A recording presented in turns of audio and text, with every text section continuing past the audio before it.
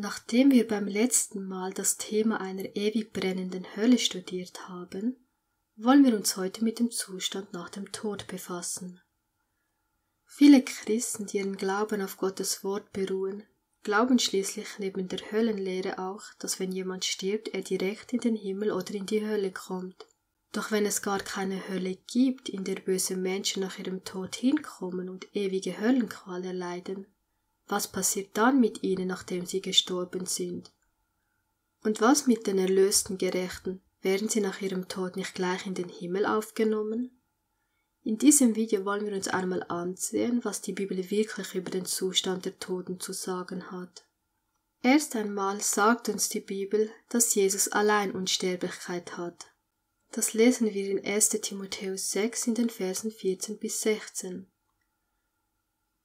Viele denken aber nun, dass wenn der Mensch stirbt, seine Seele weiterhin existiert und somit auch unsterblich ist. Daher wollen wir uns die Frage stellen, was macht denn eigentlich eine Seele aus?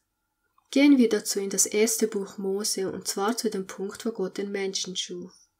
1. Mose 2,7 Da bildete Gott der Herr den Menschen, Staub von der Erde und blies den Odem des Lebens in seine Nase. Und so wurde der Mensch eine lebendige Seele. Wir haben hier also Staub von der Erde plus den Odem des Lebens und dies macht den Menschen erst zu einer lebendigen Seele. Auch heute spricht man von Seelen, wenn man aber ganz einfach Menschen meint, wie zum Beispiel in diesem Dorf leben 230 Seelen. Wir wissen, dass damit keine vom Körper getrennte Seelen gemeint sind, sondern einfach nur 230 Menschen. Auch die Bibel hat solche Beispiele. Petrus spricht von den Tagen Noahs und wie viele Menschen in der Arche gerettet wurden, nämlich 8 Seelen. Auch Paulus spricht von 276 Seelen, also Passagieren, die auf dem Schiff waren. Mit Seele ist also immer auch der Mensch als Ganzes gemeint und keine Daseinsform, die sich vom Körper trennt, um dann weiter zu existieren. Tatsächlich ist die Vorstellung einer unsterblichen Seele die erste Lüge, die Satan dem Menschen erzählte, indem er sprach: Keineswegs werdet ihr sterben. Ihr seid also unsterblich. Daher ist die nächste Frage, die wir uns stellen müssen: Kann eine Seele wirklich nicht sterben? Lasst uns die Bibel darauf Antwort geben. Hesekiel 18, Vers 20 Die Seele, welche sündigt, die soll sterben. Die Bibel sagt uns hier klar und deutlich, dass eine Seele sehr wohl sterben kann. Was also geschieht mit einem Menschen, der stirbt? Prediger 12, 7 Und der Staub wieder zur Erde zurückkehrt, wie er gewesen ist, und der Geist zurückkehrt zu Gott, der ihn gegeben hat. Wenden wir noch einmal unsere vorherige Formel an, um diesen Rückkehrprozess zu verdeutlichen. Eine lebendige Seele minus den Geist, der zu Gott zurückkehrt, gleich Staub von der Erde. Nun, der ein oder andere würde hier jetzt einwenden, dass mit Geist doch die Seele des Verstorbenen gemeint ist, der sich auf den Weg in den Himmel zu Gott macht. Lasst uns also einmal nachschauen, was mit diesem Geist wirklich gemeint ist, der nach dem Tod zurückkehrt. In Hiob 27 in den Versen 3 bis 4 lesen wir: Ja, solange noch mein Odem in mir ist und der Hauch Gottes in meiner Nase, soll meine Lippe nichts Verkehrtes reden und meine Zunge keine Lüge aussprechen. Mit anderen Worten will Hiob hier sagen: Solange ich noch lebe, und noch zu leben bedeutet, in mir ist noch der Odem des Lebens, der Hauch Gottes ist noch in meiner Nase. Dieser Odem des Lebens, den Gott dem Menschen bei seiner Erschaffung durch die Nase eingehaucht hatte, macht ihn erst zu einer lebendigen Seele. Und das ist es, was mit diesem Geist in Prediger 12, Vers 7 eigentlich gemeint ist. Ohne diesen Odem verfällt der Mensch wieder zu Staub und ist somit keine lebendige Seele mehr. Und um diesen Rückkehrprozess zu verdeutlichen, wenden wir doch noch einmal unsere vorherige Formel an. Also eine lebendige Seele minus Geist, Odem des Lebens, gleich Staub von der Erde. Wie bereits gesagt, glauben sehr viele Christen, die ihren Glauben auf die Bibel beruhen, dass die Seele nach dem Tod direkt in den Himmel, in die Hölle oder ins Fegefeuer kommt. Das Fegefeuer ist ebenfalls eine unbiblische, jedoch katholische Lehre von einem Ort, in dem du noch für deine Sünden bezahlen musst, bevor du in den Himmel kommst. Doch keine dieser Lehren hat ihre Grundlage in der Bibel. Lasst uns also die Bibel fragen, was mit dem Mensch geschieht, wenn er stirbt und wohin er geht. Über König David erfahren wir zum Beispiel in Apostelgeschichte 2, Ihr Männer und Brüder, es sei mir erlaubt, freimütig zu euch zu reden von dem Stammvater David. Er ist gestorben und begraben, und sein Grab ist unter uns bis zu diesem Tag. Denn nicht David ist in den Himmel aufgefahren. David, der schon lange tot ist, erfahren wir, ist noch nicht in den Himmel gefahren, sondern sein Grab ist immer noch unter uns. Mit anderen Worten, er liegt immer noch unter der Erde. Hiob sagt, Bedenke doch, dass mein Leben nur ein Hauch ist. Wie die Wolke vergeht und verschwindet, so kommt, wer ins Totenreich fährt, nicht mehr herauf. Er kehrt nicht mehr in sein Haus zurück und seine Stätte kennt ihn nicht mehr. Wenn jemand tot ist, dann liegt er unter der Erde. Das ist mit Totenreich gemeint. Und seine Seele kann auch nicht getrennt von seinem Körper zu seinem Haus zurückkehren. Die Toten befinden sich ganz einfach in ihren Gräbern und können jetzt auch noch nicht im Himmel sein und dort Gott loben. Psalm 115, Vers 17 Die Toten rühmen den Herrn nicht, keiner, der zum Schweigen hinabfährt. Und was ist mit Jesus? Was hat er über den Zustand des Todes zu sagen? Er selbst bezeichnete mehrere Male den Tod als Schlaf. Dies sprach er und danach sagte er zu ihnen, unser Freund Lazarus ist eingeschlafen, aber ich gehe hin, um ihn aufzuwecken. Da sprachen seine Jünger, Herr, wenn er eingeschlafen ist, so wird er gesund werden. Jesus aber hatte von seinem Tod geredet, sie dagegen meinten, er rede vom natürlichen Schlaf. Daraufhin nun sagte es ihnen Jesus frei heraus, Lazarus ist gestorben. Wir nennen uns doch Christen. Warum glauben wir da nicht auch an das, was Christus gesagt hat? Die Bibel beschreibt den Tod also als Schlaf, und zwar ganz einfach aus dem Grund, weil wir im Tod kein Bewusstsein haben. Wir wissen nicht, dass wir jetzt tot sind, denn es ist, als ob man schläft. Der Mann aber stirbt und ist dahin, der Mensch vergeht, und wo ist er? So legt sich auch der Mensch nieder und steht nicht wieder auf, bis die Himmel nicht mehr sind, regen sie sich nicht und werden nicht aufgeweckt aus ihrem Schlaf.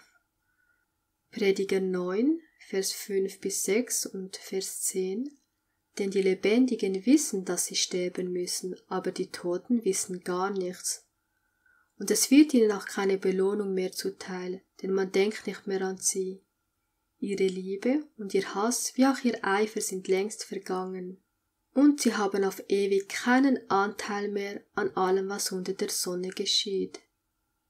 Denn im Totenreich, in das du gehst, gibt es kein Wirken mehr und kein Planen, keine Wissenschaft und keine Weisheit.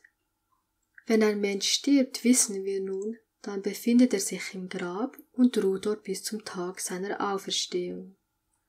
Verwundert euch nicht darüber, denn es kommt die Stunde, in der alle, die in den Gräbern sind, seine Stimme hören werden. Und sie werden hervorgehen, die das Gute getan haben zur Auferstehung des Lebens, die aber das Böse getan haben zur Auferstehung des Gerichts. Stellt doch mal diesen Bibeltext vor, wenn eine Seele unsterblich wäre. Müssten da nicht alle Seelen spätestens zu diesem Zeitpunkt wieder zurück in ihre Gräber kehren, um aufzuerstehen? Das ergibt nicht wirklich Sinn, und dennoch sind so viele Menschen blind davon überzeugt. Aber wenn man diese Bibelverse einmal entdeckt hat und nur mal logisch denkt, dann sieht man, dass dies gar keinen Sinn ergeben würde, wenn der Mensch nicht das Ganze seine Seele ist, statt nur ein Teil von ihm. Doch lasst uns nun zu einem Gegenargument kommen, mit dem manche versuchen, Bibelstellen über den Zustand der Toten zu entkräften. In Lukas 23 bittet der Schächer am Kreuz Christus, seiner zu gedenken, wenn er in das Reich Gottes kommt. Die Menschen benutzen diese Schriftstelle, um zu sagen, dass der Schächer noch am selben Tag mit Jesus in den Himmel ging. Doch ging Jesus am selben Tag, an dem er starb, in den Himmel? Sie nahmen nun den Leib Jesu, banden ihn samt den wohlriechenden Gewürzen in leinene Tücher, wie die Juden zu begraben pflegten. Es war aber ein Garten an dem Ort, wo Jesus gekreuzigt worden war, und in dem Garten ein neues Grab, in das noch niemand gelegt worden war. Dorthin nun legten sie Jesus, wegen des Rüsttages der Juden, weil das Grab nahe war. Wir sehen, Jesus wurde ins Grab gelegt. Jesus ruhte den Sabbat hindurch im Grab, wo man ihn hingelegt hatte. Und am ersten Tag der Woche aber kommt Maria Magdalena früh, als es noch finster war, zum Grab und sieht, dass der Stein von dem Grab hinweggenommen war. Da läuft sie und kommt zu Simon Petrus und zu dem anderen Jünger, den Jesus lieb hatte, und spricht zu ihnen: Sie haben den Herrn aus dem Grab genommen, und wir wissen nicht, wo sie ihn hingelegt haben. Und dann in Vers 16, Jesus spricht zu ihr: Maria. Da wendet sie sich um und spricht zu ihm: Rabbuni, das heißt Meister. Jesus spricht zu ihr: Rühre mich nicht an, denn ich bin noch nicht aufgefahren zu meinem Vater. Geh aber zu meinen Brüdern und sage ihnen: Ich fahre auf zu meinem Vater und eurem Vater, zu meinem Gott und eurem Gott. Hier bestätigt Jesus selbst, dass er noch nicht im Himmel war. Also kann der Schächer am Kreuz auch nicht noch am selben Tag mit Jesus in den Himmel gefahren sein. Vielmehr gab Jesus ihm eben an diesem Tag diese Zusage: Ich sage dir heute, du wirst mit mir im Paradies sein, und nicht: Ich sage dir, heute wirst du mit mir im Paradies sein. Von daher, wann nun wird der Schächer am Kreuz mit Jesus im Paradies sein? Natürlich erst dann, wenn Christus die Seinen bei seiner Wiederkunft zu sich holen wird. Denn die Toten in Christus werden zuerst auferstehen. Zur Begegnung mit dem Herrn in die Luft, und so werden wir bei dem Herrn sein alle Zeit. Und siehe, ich komme bald, um mein Lohn mit mir, um einem jedem so zu vergelten, wie sein Werk sein wird. Und genauso verstand es auch Martha, die Schwester von Lazarus. Da sprach Martha zu Jesus: Herr, wenn du hier gewesen wärst, mein Bruder wäre nicht gestorben. Doch auch jetzt weiß ich, was immer du von Gott erbitten willst, das wird Gott dir geben. Jesus spricht zu ihr: Dein Bruder wird auferstehen. Martha spricht zu ihm: Ich weiß, dass er auferstehen wird, in der Auferstehung am letzten Tag. Noch ein Punkt, den wir betrachten müssen, ist folgender. Der moderne Spiritismus behauptet, mit den Geistern der Verstorbenen zu kommunizieren zu können oder zu sprechen. Er ist identisch mit der alten Hexerei, die ebenfalls eine Gemeinschaft oder ein Gespräch mit den Toten war.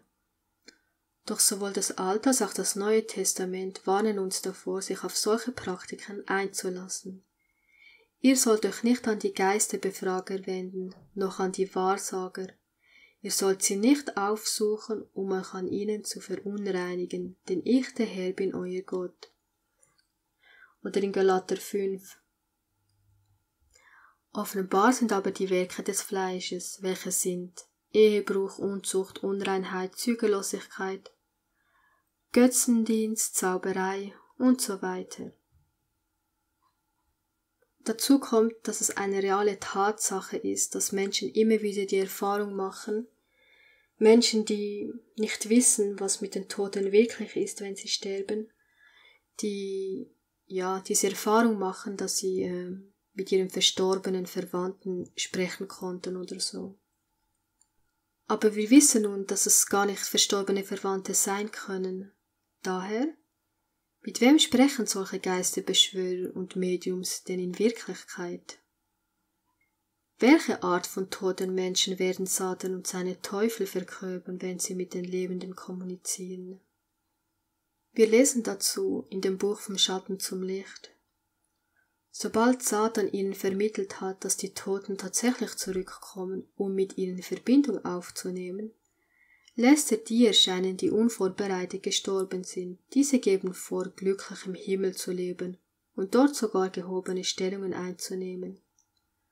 So wird der Irrglaube verbreitet, dass zwischen Gerechten und Gottlosen kein Unterschied besteht.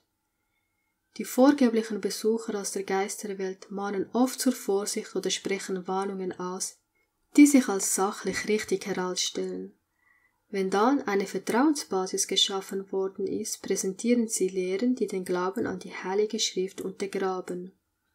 Unter Vorspiegelung größter Anteilnahme an der Wohlfahrt ihrer Freunde auf Erden flößen sie die gefährlichsten Irrtümer ein. Weil sie manchmal einige Tatsachen aussprechen und zuweilen Zukünftiges vorhersagen, erhalten ihre Aussagen den Anschein von Zuverlässigkeit. Die Massen nehmen ihre Lehren bereitwillig an und glauben ihnen bedingungslos, als gehörten sie zu den heiligsten Wahrheiten der Bibel.